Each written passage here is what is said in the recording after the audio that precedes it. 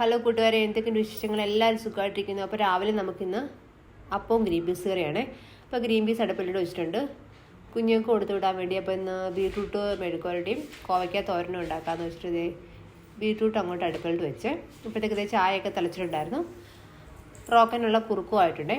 അപ്പോൾ കണ്ണപ്പി എന്നത്തെ പോലെ രാവിലെ ഒന്നെല്ലാം ഇങ്ങനെ തുറന്ന് നോക്കും കേട്ടോ.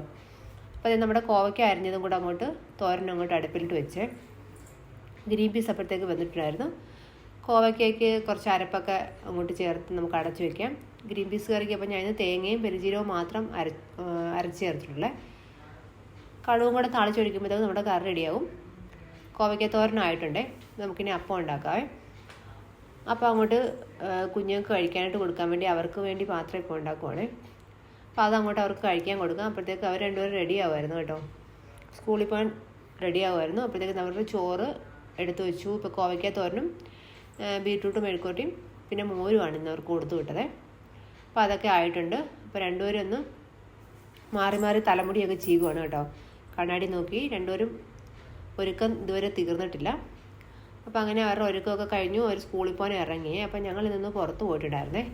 ഒരു പ്ലാവും തൈ മേടിക്കാമെന്ന് പറഞ്ഞ് പോയതായിരുന്നു കേട്ടോ. അപ്പോഴത്തേക്ക് 2 പ്രാവശ്യം മേടിച്ച് വെച്ചിട്ടും അങ്ങോട്ട് ശരിയായില്ല. വിയറ്റ്നാം മെർലി ആയിരുന്നു മേടിച്ചത്. അപ്പോൾ അതിനുവേണ്ടി പോയതാണ്. അവിടുത്തെ വിശേഷങ്ങളൊക്കെയാണിത് കേട്ടോ. നല്ലൊരു ഭംഗിയുള്ളൊരു നഴ്സറി ആയിരുന്നു കേട്ടോ. അപ്പോൾ അവിടുന്ന് ഞങ്ങൾ പ്ലാവൊക്കെ മേടിച്ചിട്ട് വന്നു. വെച്ചില്ല, അതിനിപ്പോൾ നാളെ വെക്കാമെന്ന് വെച്ചിട്ട് മാറ്റി വെച്ചിട്ടുണ്ടേ. അപ്പോൾ ഇന്നത്തെ വിശേഷങ്ങളൊക്കെ ഇത്രയൊക്കെ ഉള്ളൂ. Okay, by.